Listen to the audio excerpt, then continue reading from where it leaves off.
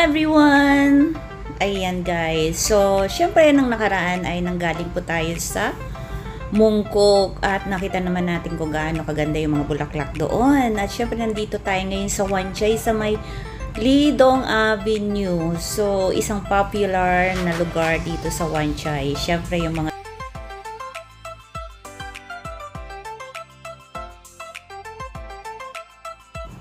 So, yun nga guys. So, Lidong Avenue dito sa Wan Chai. So, every year, so nakikita natin na mayroon talagang lantern dito at nalalapit na ang Chinese New Year. Ilang araw na lang talaga. So, malapit na. At syempre, sa bawat pinupuntahan natin, hindi naman natin, hindi tayo nabibigo dahil sa mga magaganda nating nakikita, sa mga bulaklak, sa mga lantern. At syempre guys, yung mga iba't ibang mga handicraft o ginagawa ng mga tao para ibenta sa paligid lang. So, ina-allowed nila this year. So, yan, nakikita natin yung dragon dito. Sobrang laki niya. Plastic lang to guys, pero sobrang haba at ang laki rin nito. So, maraming dumadagsa rin people. Syempre, dahil nga open na at hindi na, wala na tayong pandemic. So, marami na talagang mga turista ang bumibisita, lalo na dito sa Hong Kong. At syempre sa kanilang darating na Chinese New Year. So, yan guys, muni-muni tayo dito. Syempre, nakita natin itong mga kalamansi na nakita na sa paligid. At after that, syempre nagpatuloy ako sa paglalakad ko. Mula nga sa umpisa hanggang makarating tayo sa dulo. At syempre, marami pa rin tayo makikita. And also that na pagkatapos natin dito sa Lidong Avenue is iikutin natin yung mga area na dito sa Wan Chai na matagal na natin hindi napupuntahan.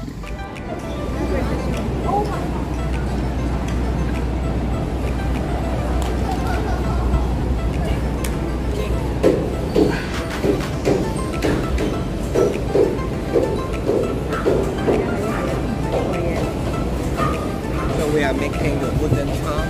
Have you ever seen the charm? No. Actually, these are the blessing thing you can find in the Japanese shop. However, I make it as a wood. You can feel free to touch it. Just like this? Yeah. You paint I use the hand carving to make the texture like this. And all the patterns, I use the laser engraving and I colored it by myself. this for necklace? Using for It's for decoration. You can hang it in your bag. Yeah. It's kind of waterproof. So the different wordings represents different blessings. For example, everything will be safe. You're driving safely, happiness, blessing, etc. Safety, the dream will come true, health, safety and health. How much is it? So each one will be 260 Hong Kong dollars. Yeah, the Hong Kong view to be the design. So let's do a smell. You can try to smell it. A very strong smell. Yeah. The tram side. The tramway side. I just need to talk. Okay, nice meeting you. Thank you. Spring Lane. At sa bawat sulok ng Wan Chai o dito sa Hong Kong guys, mayroon kanya-kanyang katangian. So, hindi ako Spring Lane magpapakita ng isang magandang lugar, kundi yung mga iskinitang sobrang mga pangit, dirty. Kasi yun yung mga bilang isang photographer kasi mas gusto nila piliin yung mga historical na view kaysa doon talaga sa mga magagandang view. So ngayon, ang gagawin natin, papasok tayo sa maliliit na area at makikita natin to para naman maintindihan nyo yung aking sinasabi. So, marami na tayo sa Lidong Avenue na nakikita sa start na paligid. sila. Pero, yeah, bilang photographer, syempre, susuot tayo sa mga iskinita na medyo weird at syempre doon nakakatakot. Maraming mga dagang tumatakbo o kaya yung mga mouse, yan. So, yan ang pipilitin natin puntahan. So, kasi pagka street photography ka, Kung pinipili niyo talaga yung mga weird o mga hindi maayos na lugar. So, katulad ng pinupuntahan natin sa paligid. So, yan guys, samahin niyo po ako sa aking walking dito sa Wan Chai kasi matagal na rin talaga ako hindi nakakapunta dito sa Wan Chai. So, time to time wow. So, let's go and take a look.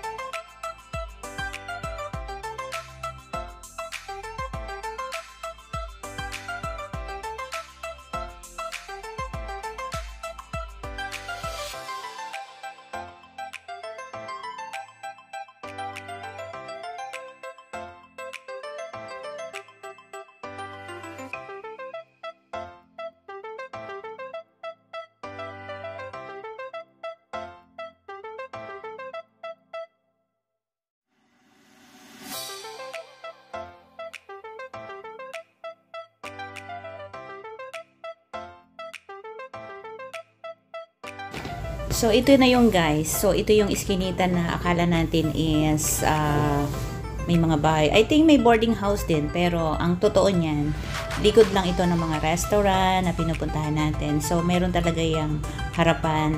At ito nga yung likuran kung bakit dito talaga ako napadaan. So, but anyway, ito yung mga place na sinasabi ko sa inyo na hindi magaganda. So, pangit. Pasensya na kayo kasi ito yung talaga dinaanan ko. So, yan. Like what I said na bilang isang photographer, so ang pinipili natin talagang puntahan ng mga area is yung masalimuot na lugar. So, hindi tayo nagpakita ng magagandang place, kundi doon na lang sa panghuli ng ating video.